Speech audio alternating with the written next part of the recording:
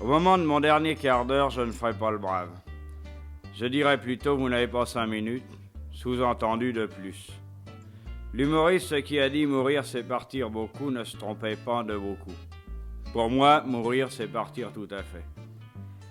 Ainsi, dans un quart d'heure, vous voulez que je dise adieu à ce bouquet de fleurs et de tuiles qu'est la vie, que j'aille effleurer le chrysanthème qui est, selon Brassens, la marguerite des morts, que jamais plus vraiment, c'est mieux que triste, c'est déchirant. Je passerai mon dernier quart d'heure à râler d'indignation. Ainsi, au bout de ce funeste quart d'heure, on a bien raison de dire que la vie compte de fichus quart d'heure. Au terme de ces 15 minutes, je ne serai plus rien mathématiquement et biologiquement. Un beau zéro jeté dans l'infini, c'est inhumain. Jamais plus je ne reverrai mes copains. Vous m'entendez, les Dédés, Roger, Georges? On ne se verra plus sur terre, ni sous terre, ni au ciel. Nous avons trop de pesanteur sur les épaules. Jamais plus nous le trinquerons ensemble. Jamais plus nous ne regarderons les filles ensemble. Jamais plus. Nevermore, comme disent les corbeaux. On a peine à y croire. Encore moins à s'en faire une raison de cette chose vraiment peu sérieuse qui est la mort. Brrr, le grand mot est lâché comme on lâche les chiens, et je n'ai plus le temps de le rattraper puisque dans un quart d'heure. Et l'aiguille des secondes va plus vite que les voitures d'Indianapolis. Ah, si je pouvais du moins choisir comme les éléphants l'endroit où je le passerais mon dernier quart d'heure. Pas sur un champ de bataille. J'y ai moralement droit puisque 2 oncles y sont tombés qui n'avaient pas 20 ans. Je préférerais un bon lit, comme ces militaires que je ne nommerai pas et qui ne risquent point la fâcheuse mésaventure de mes 2 oncles. Mais je crois, comme il est écrit dans l'Almanach Vermeau, que j'aimerais encore mieux le passer dans le commun. J'ai un faible pour l'accident bien propre, net, qui ne défigure pas, car le visage, c'est tout de même ce qu'on a de mieux dans la figure, et j'aimerais l'emporter tel quel avec moi, même s'il n'a qu'un très lointain rapport avec celui de Jean-Claude Pascal. Oui, mourir d'un seul coup, voilà qui me séduirait. Je plains tous ceux qui meurent par étapes, par petits bouts et n'en finissent pas de finir. Si la mort des hommes était brève, elle serait plus digne de nous. Mais je rêvasse, on ne choisit pas. Alors qu'on m'amène un canon de rouge, qu'on ouvre les fenêtres, qu'on me passe un bon disque de jazz, ça, j'ai le temps de le faire. Et aussi celui de penser à ma vie. Ma vie, ma pauvre vie, tu vas partir. Tu vas m'abandonner sans un mot comme une femme. Tu me manqueras bien. J'ai déjà fait mon testament. Et puis, il me faudra revoir ma vie comme un vulgaire noyé. Alors, je veux bien revoir la banlieue de mon enfance et de ma jeunesse, la banlieue sud-est, Villeneuve-Saint-Georges et la place de la Gare au printemps de 1944. Je reverrai mon premier amour sous la pyrotechnie tintamaresque des bombardements. Il n'était pas loin, ces jours-là, le dernier quart d'heure, mais je m'en fichais bien. Elle était belle, m'avait-elle ou non souri. Je veux revoir la Seine et la pension du Beau Rivage. Je veux que reluise une dernière fois de tous ses chromes ce cher vieux copain de vélo de course.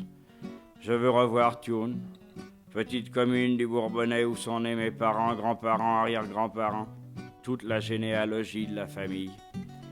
C'est là que j'aurais connu mes plus belles vacances de soleil, de pêche à la ligne et de fraternité.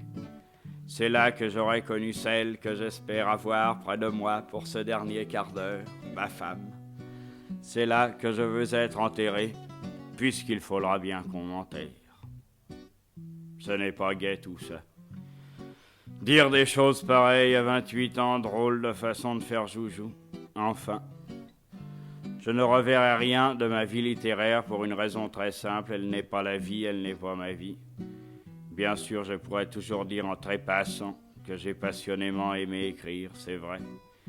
Mais la littérature fut mon violon d'ingre, mon vrai métier c'était flâner, c'était aimer. Aimer, ça aurait été ma vie, la seule, l'intime, la profonde. C'est de l'amour que j'ai tiré mes douleurs et mes bonheurs, de l'amour seul. Amour des filles, amour de la nature, amour de l'amitié. C'est de ces amours que j'ai tiré mon drame, ma joie, mon opéra fabuleux. Je veux mourir en disant « J'ai été impur, un simple ».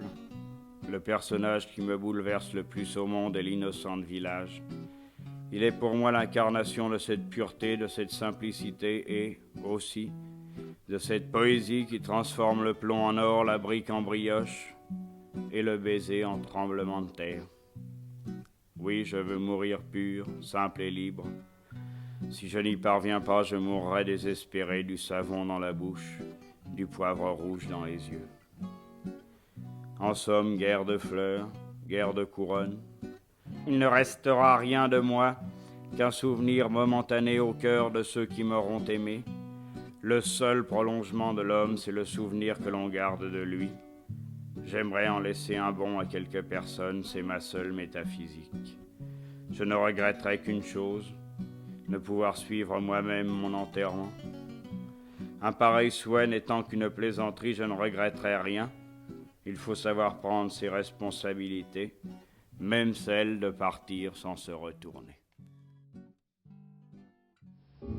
Quand j'eus bu tous mes sous, il me mit à la porte en disant les poivreaux, le diable les emporte, ça ne fait rien.